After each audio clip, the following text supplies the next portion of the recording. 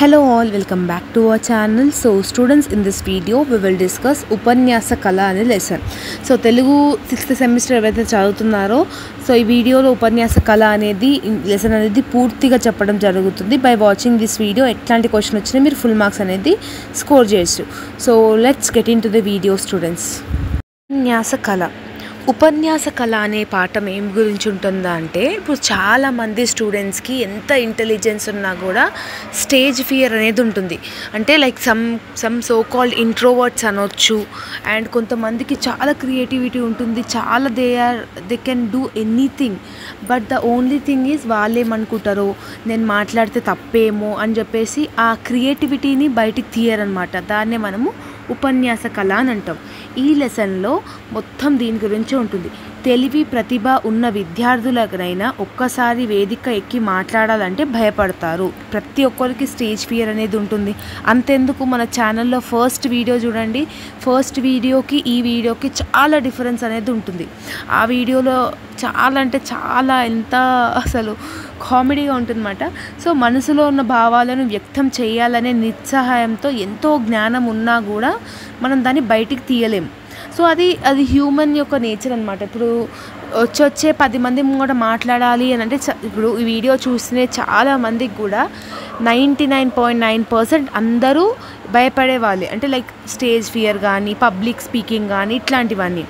వేదిక ఎక్కి మాట్లాడాలంటే చేతులు కాళ్ళు వణకడం, చెమటలు పట్టడం సమానంగా సహజంగా జరుగుతూ ఉంటాయి. ఈ సమస్యకు కారణాలు విశ్లేషించకపోతే ఆశించిన లక్ష్యాలు సాధించడం కష్టం అవుతుంది. సో వై మనకి ఇట్లా అవుతుంది అనేది ఒక చిన్న ఆ టెన్షన్ మీకు లేకపోతే చాలా కష్టమవుతుంది. అంటే ఇక లైఫ్లో మీరు సక్సీడ్ అవ్వలేదు. సో ఫస్ట్ వీడియోలో నేను ఏదో చేసేసిన, అంత తక్కువ మాట్లాడేసిన అని అనుకుంటే నేను ఇప్పుడు ఇంత స్టేజ్కి వచ్చేదాన్ని కాదు కదా. ఇప్పుడు ఇంతమంది నా ఎక్స్ప్లెనేషన్ కోసం వెయిట్ చేస్తున్నారంటే that I have learn from my mistakes. So అప్పట్లో ఏం మిస్టేక్స్ చేసినా ఇప్పుడు ఈ వీడియోలో మిస్టేక్స్ చేయలేదు. కొంచెం గట్టిగా మాట్లాడుతున్నాను, ఫ్రీగా మాట్లాడుతున్నాను. సో అట్లా ఉంటుందన్నమాట. ఓకేనా. ఈ లెసన్లో మీరు అదే రాస్తారమ్మా. విద్యార్థులు కొందరు బోర్డు దగ్గర నిలబడడానికి భయపడతారు. వేదిక ఎక్కాలన్నా, సమూహముని చూసి తన అభిప్రాయాన్ని చెప్పాలనుకున్నా భయపడతారు. అంటే చాలామంది గుంపుగా ఉన్నా కూడా మాట్లాడాలంటే భయపడతారు. సో వీళ్ళకి తెలిసిన ఆన్సర్ కూడా, ఫర్ ఎగ్జాంపుల్ మీ టీచర్ ఏదో క్వశ్చన్ అడిగింది, ఆ ఆన్సర్ నీకు తెలుసు, బట్ అయినా కూడా అది మీరు ఎక్స్పీరియన్స్ అంటే బయటికి చెప్పలేకుండా ఉంటారు. అది కూడా మీకు ఎక్స్పీరియన్స్ అయిందని అనుకుంటున్నాను. సమూహం ముందు మాట్లాడలేకపోవడం వ్యక్తిగత సమస్య కాదు, అది సామాజిక సమస్య భావించి మార్గాలను వెతికితే అది విద్యా విధానంలో లోపల. అంటే అదేం పెద్ద తప్పేం అవ్వదు, కానీ అది మీరు చేతులారా తప్పు అనేటట్టుగా చేసుకుంటున్నారు. వేదిక మీద మాట్లాడేటప్పుడు కలిగే భావాలను స్టేజ్ ఫియర్ అని అంటారు ఆంగ్లంలో. దీన్ని కళల పరిభాష ప్లాఫ్కెట్ అంటారు. మానసిక నిపుణులు దీన్ని టోపోఫోబియా అని అంటారు.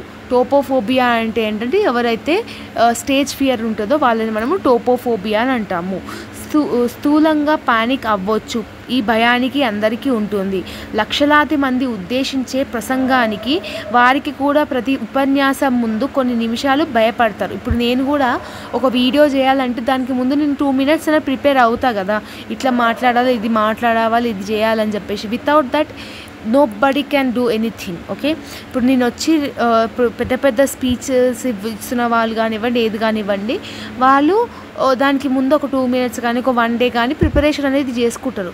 ఉపన్యాస కళ అనేది నైపుణ్యులు అంటే పెద్ద తెలివి గల వాళ్ళు ఏం చెప్తున్నారంటే, ఇది సామాజిక సమస్య కాదు, మీదే నేను తప్పు చేస్తున్నానేమో, నేను ఇలా మాట్లాడితే ఎవరో ఏదో అనుకుంటున్నారేమో అని ఒక చిన్న భయంతో మీకు ఇట్లా మాట్లాడుకుంటున్నారు. సో ఎదుటివారి వినుసొంపుగా మాట్లాడడం ఒక కళ. ఎదుటి వాళ్ళతో ఒక మంచి టోన్తో మంచి వైబ్ వచ్చేటట్టు మాట్లాడడం ఒక కళ. అది ప్రతి ఒక్కరికి రాదు. నేను ఫర్ ఎగ్జాంపుల్ కొంతమంది ఉంటారు, వాళ్ళు మంచిగా మాట్లాడినా కూడా కొంచెం బయటికి రాడ్గా వినిపిస్తుంది అనమాట. ఏ తినిపో అని నేను అంట, ఏ తినిపో అని వాళ్ళు అంటారు. సో ఆ బేస్తో మాట్లాడడం వాళ్ళకి అలవాటు అయిపోయింది. సో ఎదుటి వారితో మంచిగా మాట్లాడడం అనేది ఒక క్రియేటివిటీ, అది చాలామందికి రాదు. దీన్ని అసభ్యం ద్వారా నేర్చుకోవచ్చు, అభ్యాసం ద్వారా నేర్చుకోవచ్చు. ఆసక్తి పట్టుదల ఉంటే ఒక కళ అలవాటు అవుతుంది. మనసులో అంతర్లీనం ఉంటే శక్తిని. ఫర్ ఎగ్జాంపుల్ నేను ఒక చిన్న స్టోరీ చెప్తాను మీకు, లైక్ రియల్ ఇన్సిడెంట్. సో నేను 8th 9th క్లాస్ వరకు నాకు కూడా స్టేజ్ ఫియర్ అనేది ఉంటుండే. నేను చాలా మొద్దునమాట, అసలు నాకు చదువు అంటేనే ఏంటో తెలీదు అంత. Even in my 9th class also I have failed in my English subject. So like అప్పుడు స్టేజ్ ఫియర్ చాలా ఉంటుండే. సో బట్ 10th క్లాస్కి వచ్చేసరికి, 10th ఇంటర్మీడియట్ వచ్చేసరికి అరే no, whatever I maybe, ఎవరు ఏమనుకున్నా పర్లేదు, నేను ఈసారి ఈ స్పీచ్ కంపల్సరీగా చెప్పి నేర్చుకుంటా అని ఒక స్మాల్ ఏదో స్పీచ్ లాంటిది ఏదో ఉండి మా కాలేజ్లో. అప్పుడు నేను లిటరలీ ఒక 5-6 days నైట్ అవుట్స్ చేసి ఆ స్పీచ్ని మొత్తం బై హార్ట్ చేసిన.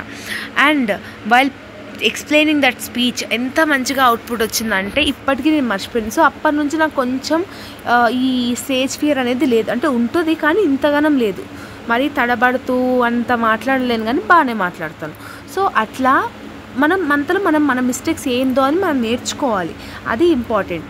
సో ఈ లెసన్ మొత్తం అంతే ఉంటుంది. మా ఉపన్యాస విషయం అంటే మాట్లాడే విషయం మీద సమాచారానికి సేకరించి సంపూర్ణంగా, ఇప్పుడు ఒక వీడియో, ఇప్పుడు ఈ ఛానల్లో ఉపన్యాస కళ చేస్తున్నా. ఈ వీడియో నేను మొత్తం ప్రిపేర్ అయినాకనే కదా వీడియో అనేది చేస్తాను. Without that I can't do anything. Video open చేసి ఈ వర్క్లు పోకుండా చదువుకోండి అమ్మా అని అయితే అనను కదా.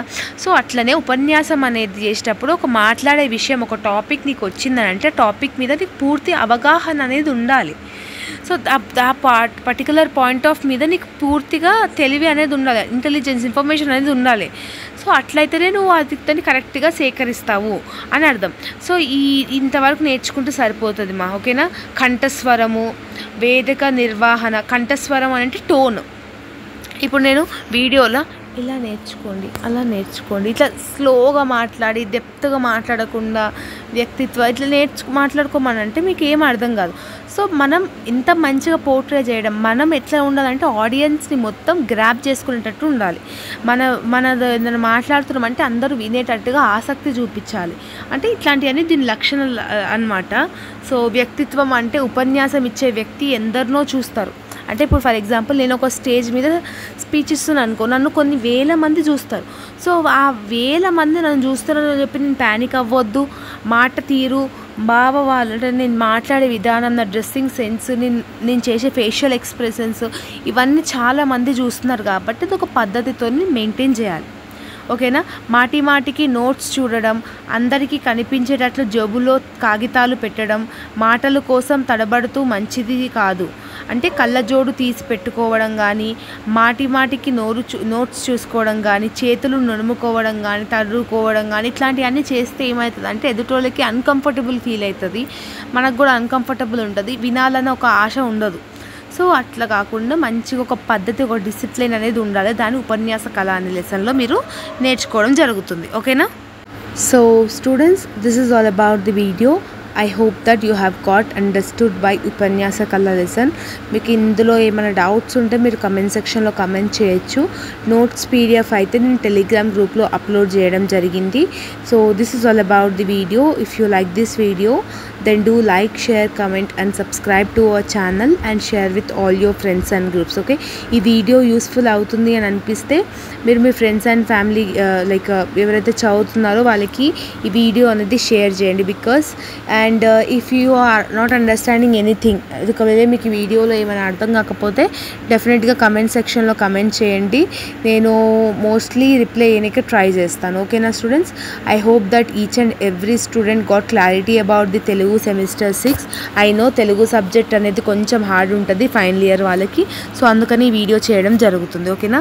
Once again all the very best for your examination and all the very best for your preparation. Do your best in the examination. All the very best. See you all in next video. Bye bye students, and thank you so much.